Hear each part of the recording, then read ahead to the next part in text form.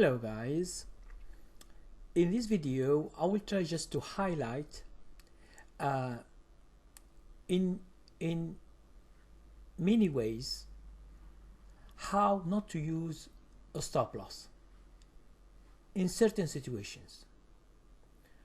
Now the first situation is when you invest. Now what does it mean? Investing, it means you choose a company that you know a lot about, or you search the fundamentals and you think that this company will do great in the future. There are many ways to do this. You should just read books and apply the criteria that some guys or some big investors tell you to do. Okay, just apply these things. If you know the company by yourself, it's better. And then when you choose a company, you buy it. Either you buy it by many times.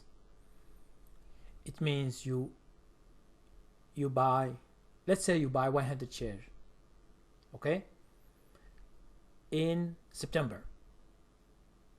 If the stock is going up in October or November or December, you can buy more.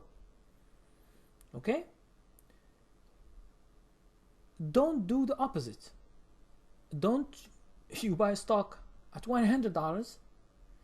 When it goes to, you buy, for example, $100 stock, you buy 100 shares, and then when it goes to 80 or 70 or 60, you buy another $100. This is, for me, is a mistake. Okay? Because if the stock is going down for long, that means that big investors are selling, or at least the mutual fund that owns a lot in this company is selling. Now when the price drops a lot by itself, it means try to see if the industry is the same as the stock. If the whole industry is going down, it's a big sell-off in that industry. Okay. Now, when you buy for long, to stay many years in this company, you don't need a stop loss. Now, why you don't need a stop loss? Because you understand that there should be fluctuations in the price. Okay? It means if there is an uptrend, the stock will go up many days or many weeks, and then it goes down, and then it goes up, it goes down, it goes up, but you see that there is a trend up. Okay? So in this situation, you should not put a stop loss in investing. Now let's go to swing trading. Some other people, even in swing trading, they don't use a stop loss. But what is the risk? The risk is what we call a total risk. You don't know when maybe there is a sell-off. You don't know. So those who don't put stop loss, they see many times that the stock goes down and goes up again. This in general, it is when we have an uptrend. But when you have a downtrend and you don't put a stop loss, so you should ask yourself, if you don't put stop loss, where am I going to exit the trade? Is it at 5%, 10%, 20%, 30%? And you ask me the question, why?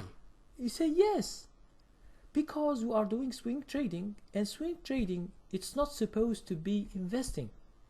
If you are losing a lot of money in one trade and you have what we call a big loss, this will harm your account for the whole year or 2 years or 3 years. Let's say let's say you have $20,000. You bought a stock and you think it's going up and it's a good company. After a few weeks, it lost 40% or 50%. So you see your account in red. It was 20,000, now it is 10,000. So, and you don't know where it goes. Still it going down and down and down, or it goes up again. Even if it goes up again, it will never do a $20,000 that you put. It comes to you back again. And this is what the beginners think. That's why sometimes they stay longer and longer and longer and longer. They see their stock sinking until you get the pain, and then you sell with a loss. So putting stop loss is just to measure your risk. If you want to enter a trade or you want to invest for the long run, how much risk are you willing to take? That's it. It's so simple. You should calculate this risk. It doesn't mean that you buy and you forgot. This is in investing. But even in investing, if the stock is against you for a long time, 1 year, 2 years, 3 years, there are some people who send me private emails telling me that stock, let's say, was $100. Now it's $25. It means they lost 75% of their money. It was $100, now it's $25. 75% they lost, and they still stay and hold the stock. So where are you going? Are you going to sell at $2? Okay, it means all your money is gone.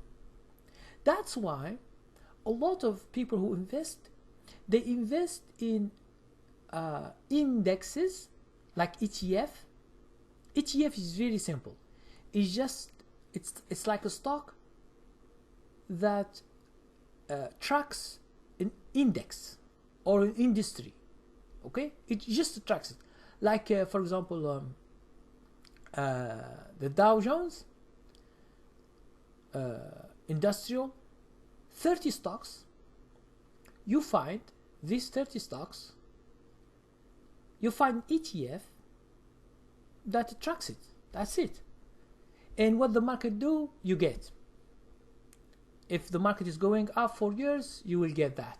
If the market is going down for years, you will get that. But this is 30 stocks.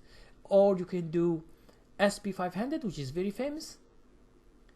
You just buy the index, buy an ETF, and that's it. Now, if you want to see some stocks that you like, you should see, for example, if they are the same, you should see an ETF also. Okay, an ETF that follow that industry index. It's very simple.